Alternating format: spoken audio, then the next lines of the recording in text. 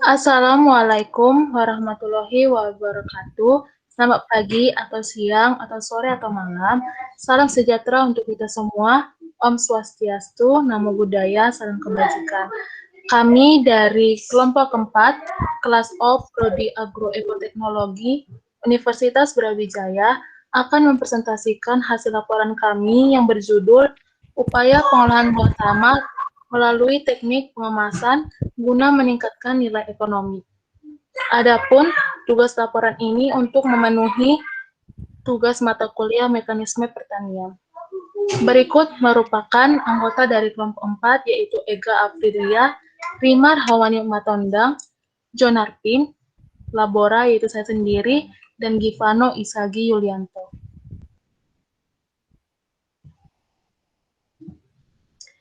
Adapun yang menjadi latar belakang dari laporan kami ini, yaitu di mana buah-buahan merupakan bahan pangan yang banyak mengandung sumber vitamin. Namun pada buahlah mudah terjadi pembusukan oleh pengaruh mekanik, kimia, dan mikrobiologi, sehingga mampu merugikan bagi petani, karena harga jualnya yang menjadi berkurang.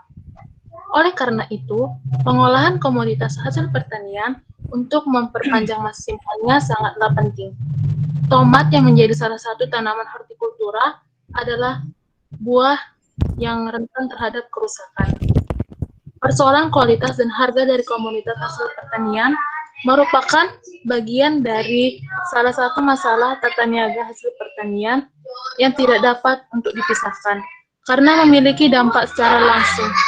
Terdapat pihak-pihak yang berhubungan dalam perdagangan hasil pertanian. Dari permasalahan di atas, dapat dikatakan bahwa setiap produk hasil pertanian, baik itu berupa bahan mentah, bahan setengah jadi, hingga bahan jadi atau pangan, yang mempunyai daya tahan yang sebelumnya terbatas dalam mengalami proses pembusukan. Salah satu cara yang dapat dilakukan adalah melalui proses pengemasan. Slide selanjutnya. Adapun manfaat dan tujuan dari pembuatan laporan ini, yaitu tujuannya untuk mengetahui pengaruh pengolahan buah tomat melalui pengemasan terhadap masa simpan buah tomat, serta pengembangan teknologi dalam meningkatkan nilai ekonomi dan mencapai ketahanan pangan. Sedangkan manfaat yang kita dapatkan mampu menganalisa dan membuat kesimpulan dari permasalahan atau materi yang ada. Manfaat yang terpenting adalah dapat mengaplikasikan di kehidupan nyata dan bisa berguna bagi masyarakat maupun lingkungan. Slide selanjutnya akan dijelaskan oleh teman saya, Jenarti. Baik, terima kasih Labora. Selanjutnya, review of literatur, yang dimana tomat adalah tanaman sayuran dengan famili Solanaceae yang biasanya ditanam di dataran tinggi, dataran sedang, maupun dataran rendah. Tanaman tomat juga termasuk ke dalam kelompok tanaman semusim yang berusia sekitar 3-4 bulan dan dapat ditanam sepanjang tahun. Menurut Cahyono pada tahun 98, teknik penyimpanan untuk mempertahankan kesegaran buah tomat dalam waktu yang lama pada prinsipnya adalah menekan sekecil mungkin terjadinya respirasi dan transpirasi sehingga menghambat proses enzimatis dan atau biokimia yang terjadi dalam buah. Oke, part of review. Tadi buah tomat sudah saya jelaskan. Selanjutnya di pengemasan. Pengemasan berarti membungkus atau menampungnya dalam suatu bentuk bahan yang akan melindunginya selama penyimpanan, pengangkutan, dan distribusi. Pengemasan dapat mencegah makanan dari pembusukan, kehilangan nilai, dan kehilangan volume melalui kebocoran ataupun tumpahan. Selanjutnya, persyaratan pengemasan. Secara umum, kemasan pangan harus memenuhi persyaratan sebagai berikut. Yang pertama, harus menahan isinya dan menjaganya tetap aman tanpa bocor atau pecah sampai digunakan. Yang kedua, harus melindungi makanan dari berbagai bahaya selama distribusi dan penyimpanan. Dan yang ketiga, harus sesuai agar bisa didaur ulang atau digunakan kembali atau mudah dibuang untuk mencegah limbah kemasan yang menyebabkan pencemaran lingkungan. Selanjutnya, peran pengemasan. Menurut Mars dan kawan-kawan pada tahun 2007, peran pengemasan ada 6, yaitu yang pertama, perlindungan atau pengawetan. Kemasan dapat memperlambat kerusakan produk, mempertahankan efek menguntungkan dari pemrosesan, memperpanjang umur simpan, dan mempertahankan atau meningkatkan kualitas dan keamanan makanan.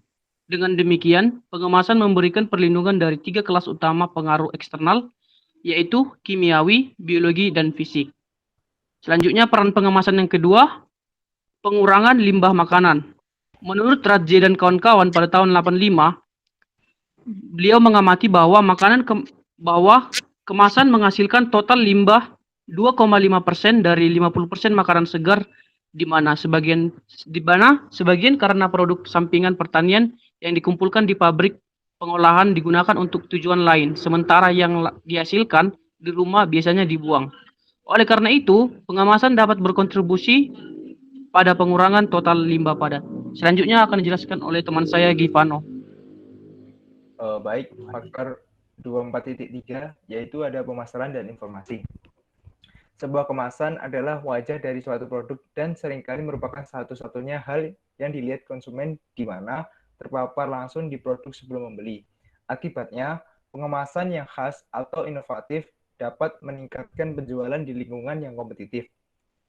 Kemasan dapat dirancang untuk meningkatkan citra produk dan atau untuk membedakan produk dari persaingan.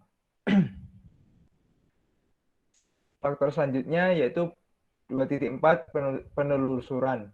Nah, penelusuran memiliki 3 tujuan, yaitu untuk meningkatkan manajemen pasokan, memfasilitasi penelusuran kembali untuk tujuan keamanan dan kualitas pangan, dan untuk membedakan dan memasarkan makanan dengan atribut kualitas yang halus atau tidak terdeteksi.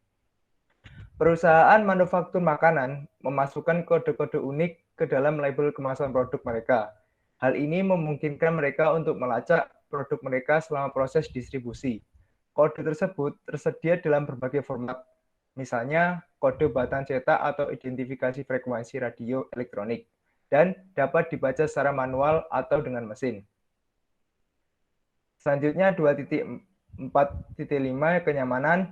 Nah, fitur kenyamanan seperti kemudahan akses, penanganan dan pembuangan, visabilitas produk dapat ditutup kembali, dan daya tahan mikro sangat mempengaruhi inovasi kemasan. Akibatnya, pengemasan memainkan peran penting dalam meminimalkan upaya yang diperlukan untuk menyiapkan dan menyajikan makanan. Faktor yang terakhir yaitu indikasi kerusakan. Nah, kerusakan pada produk makanan dan farmasi telah menghasilkan fitur kemasan khusus yang dirancang untuk mengurangi atau menghilangkan resiko gangguan dan pemalsuan. Pengemasan yang tidak mudah rusak biasanya memerlukan bahan pengemas tambahan yang memperparah masalah pembuangan, tetapi manfaatnya umumnya lebih besar daripada kerugiannya. Kemudian yang terakhir ada persyaratan pengemasan buah tomat dengan polietilen. Nah, buah-buah tomat impor yang kita dapati di sebagian supermarket umumnya dibungkus dengan plastik polietilen. Metode ini lumayan baik sebab lumayan efisien memencet pembuatan CO2 serta H2O. Akan tetapi polietilen ini tidak bereaksi dengan etilen yang dihasilkan dengan buah tomat, membentuk rantai etilen yang gampang bereaksi dengan susunan parafin kulit tomat, hingga batasan tertentu membuat etilen ini kurang baik untuk kesehatan, akan tetapi bisa dihambat dengan mengupas kulit buah.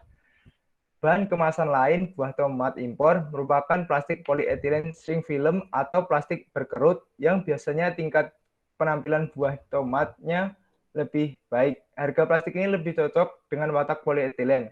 Kemasan ini tidak baik sebab kontak langsung kulit buah dengan bungkus lebih banyak. Harga tomat menjadi lebih mahal karena harga KMN4 serta pembungkusnya sangat mahal. Next. Materi berikutnya akan disampaikan oleh teman saya, Rima. Baik, berikutnya adalah bab 3 mengenai metode penelitian. Yang pertama itu ada sumber data.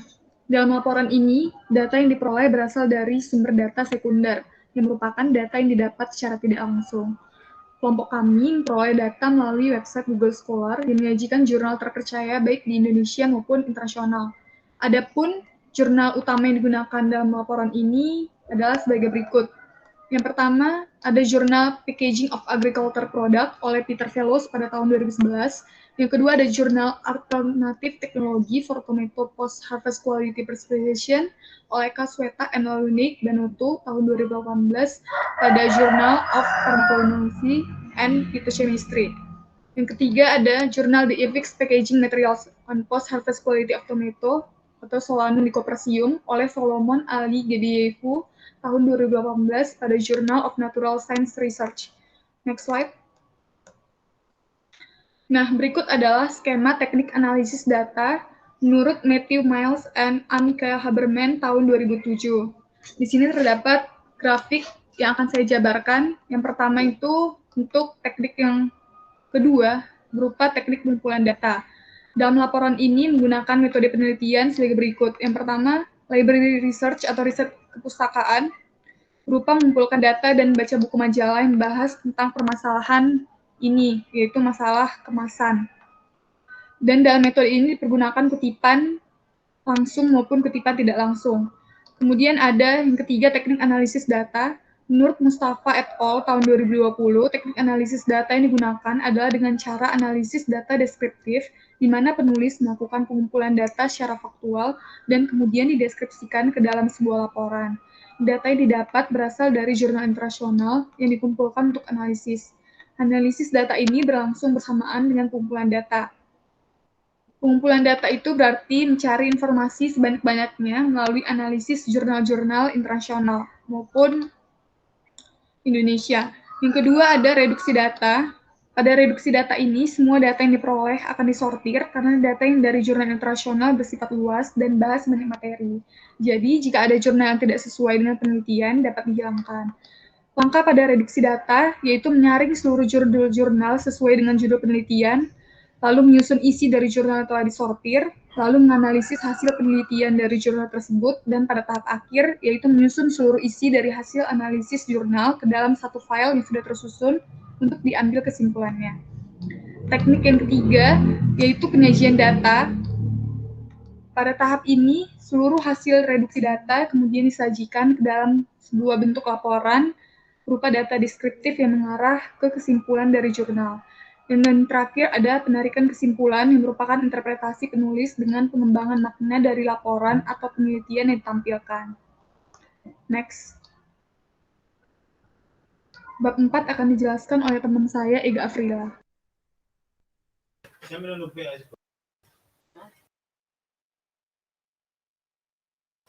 Bagian keempat yaitu mengenai hasil dan pembahasan.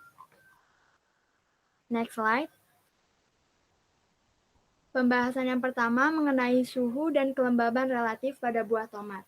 Berdasarkan penelitian yang dilakukan oleh Gedeyehu pada tahun 2018, dihasilkan kedua grafik tersebut yang merupakan grafik rata-rata suhu dan kelembaban relatif pada tomat selama 9 hari penyimpanan pada jam tertentu.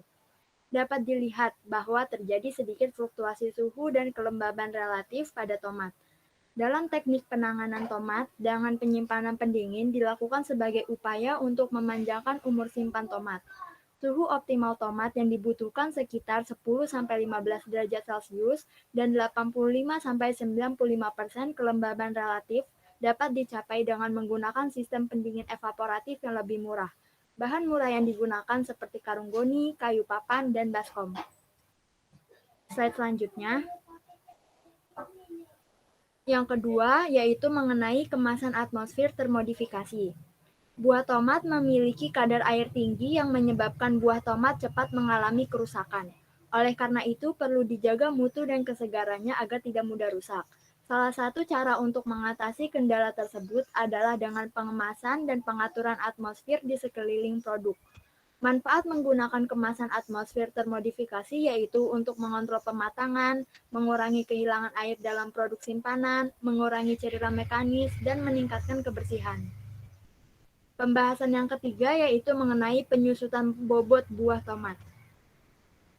Penyusutan bobot buah tomat yang lebih rendah dari buah-buahan kemasan dapat disebabkan oleh laju transpirasi yang lambat dan pencegahan kelebihan kehilangan kelembaban. Fungsi utama kemasan adalah untuk menurunkan laju respirasi dan kehilangan air melalui transpirasi, dan atmosfer yang merugikan di dalam kemasan yang dapat mempengaruhi metabolisme buah. Slide selanjutnya. Pembahasan yang terakhir yaitu mengenai tingkat vitamin C. Terdapatnya perbedaan kadar vitamin C pada jenis kemasan yang berbeda disebabkan daya tembus masing-masing kemasan plastik berlainan sehingga laju respirasi yang mempengaruhi kadar vitamin C tomat itu menjadi berbeda. Vitamin C mempunyai sifat yang tidak stabil, mudah teroksidasi jika terkena udara, dan proses ini dapat dipercepat oleh panas. Itu sebabnya pengaturan suhu dan cara penanganan tomat akan membantu pertahankan vitamin C. Slide selanjutnya akan dibahas oleh Givano. Baik, dari beberapa materi yang telah kami sampaikan, dapat ditarik kesimpulan bahwa kualitas dari buah tomat yang segar dapat dilihat dari warna, penampilan, kekerasan, dan juga rasanya. Mengingat bahwa buah tomat ini merupakan salah satu dari sekian banyak produk pertanian yang mudah rusak. Maka, untuk memperpanjang umur simpan, sebaiknya menggabungkan teknik pengemasan dengan teknik penyimpanan yang baik, sehingga dapat menjaga penampilan fisik maupun kandungan nutrisi di dalam buah tomat. Next. Nah, berikut ini merupakan sumber data yang kami gunakan untuk membahas materi yang kami sampaikan. Sekian dan terima kasih. Apabila ada kesalahan dari kelompok kami, mohon dimaafkan. Wassalamualaikum warahmatullahi wabarakatuh. Selamat pagi, siang, atau malam.